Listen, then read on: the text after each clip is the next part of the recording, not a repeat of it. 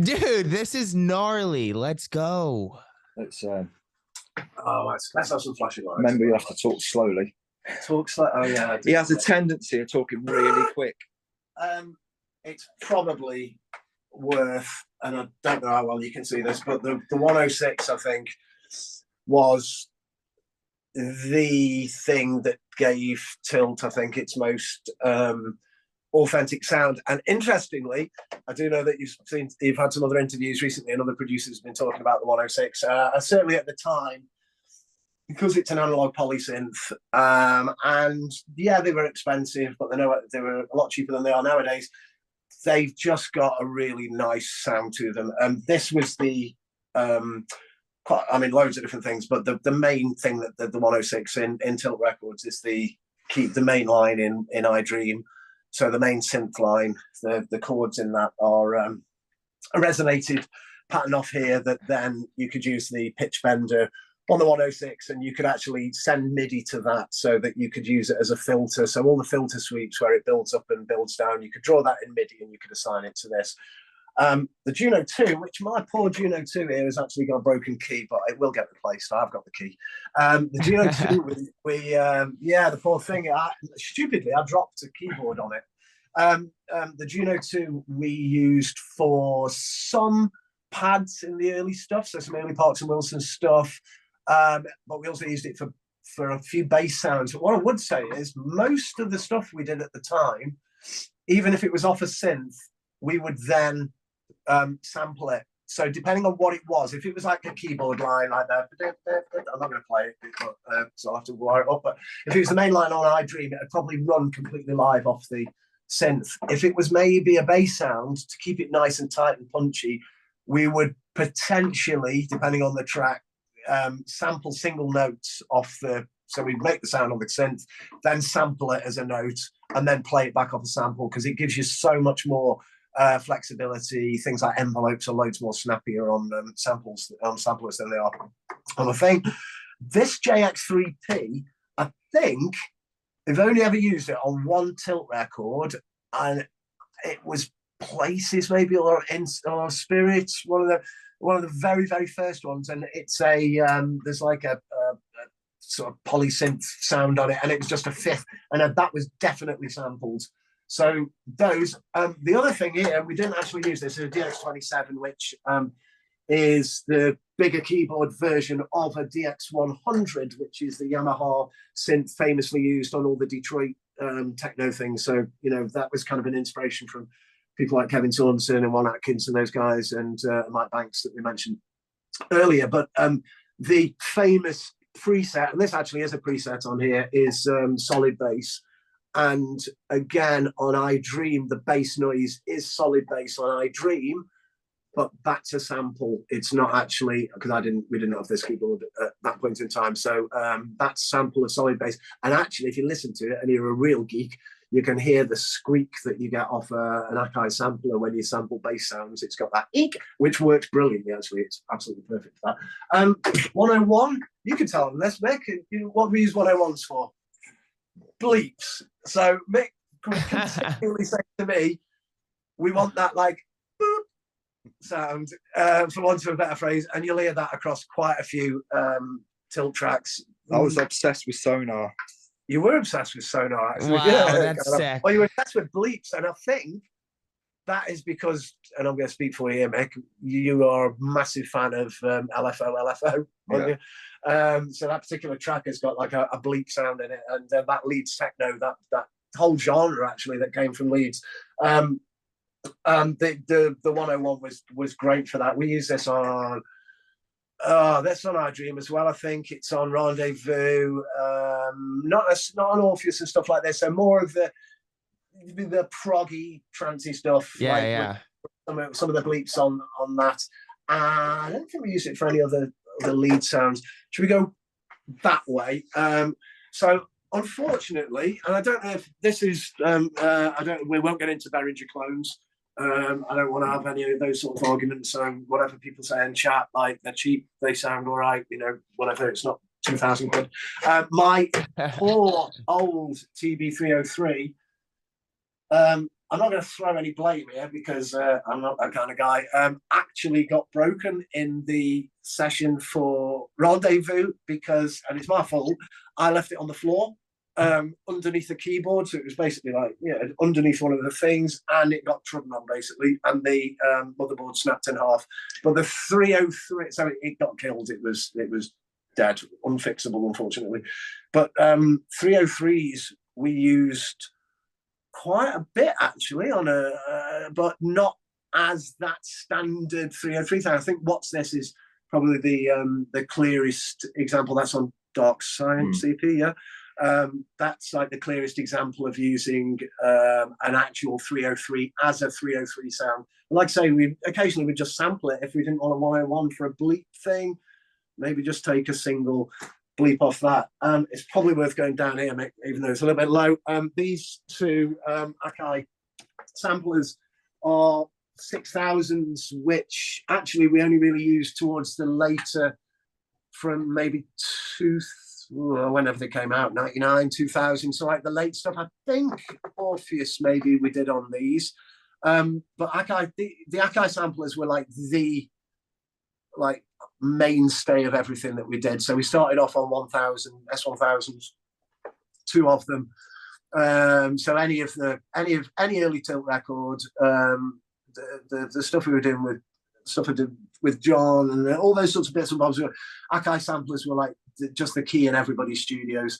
That moved up to S3000s, which were probably the best, actually, the most stable. These things are pretty much a PC. So you were talking earlier about how when technology moved into computers, this was the first sampler that you could actually connect to a computer. So it's got like USB in the back of it or whatever. But when we bought them, they just basically didn't work, did they? No. So we had they were literally full of bugs. They would crash. They would the MIDI timing would go out, and I had like a pretty horrific month. Always or so. Updating, weren't we? Yeah, we had a bit of a nightmare at the beginning with when we moved to these, but there were some huge advantages because you could, instead of using floppy disks for boxes of floppy disks, instead of having to save things, you could chuck it out to a USB drive or whatever, or send it directly to the computer.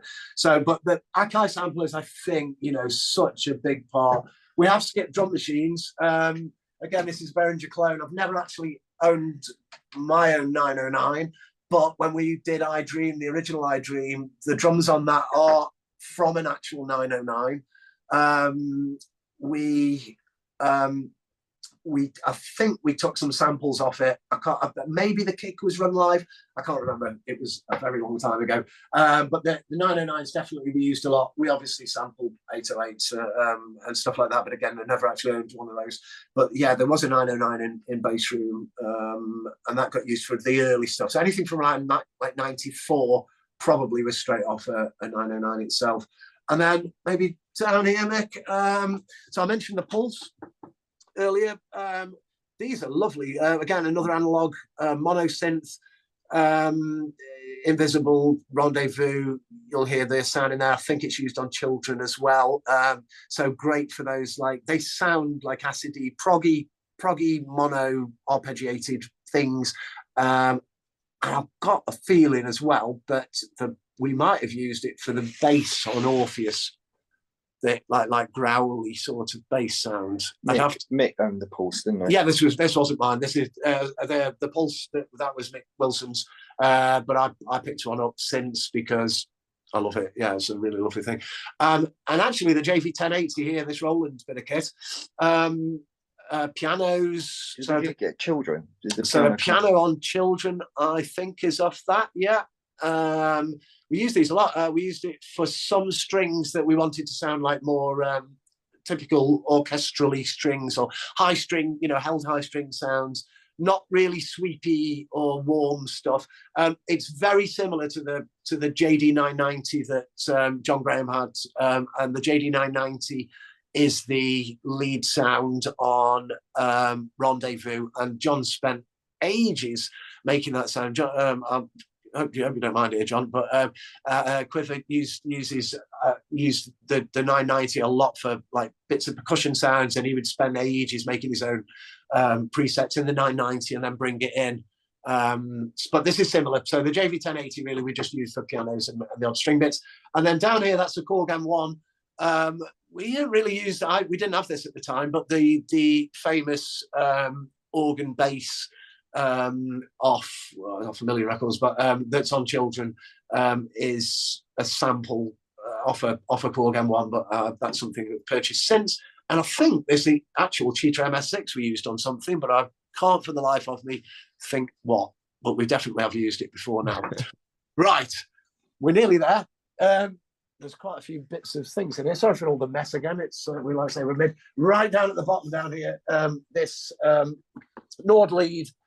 Again, if you want to hear the gritty, anything that's really hard and gritty. So towards the latter half of Invisible and Rendezvous is probably the best example. There's a really hard synth sound that comes in, and that is the Nord leads. These didn't, I think they got made in about 96, 97, but this is virtual analog. So, but they're amazing for that. It was modern. It sounded new to us. It was a real, like, didn't sound like the M1s and the SH101s and the 106 and the typical analog or typical other digital things.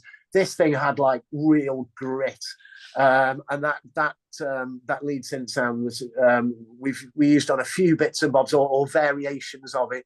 So if you do hear something really hard edged, it's probably out of the Nord lead, I would say.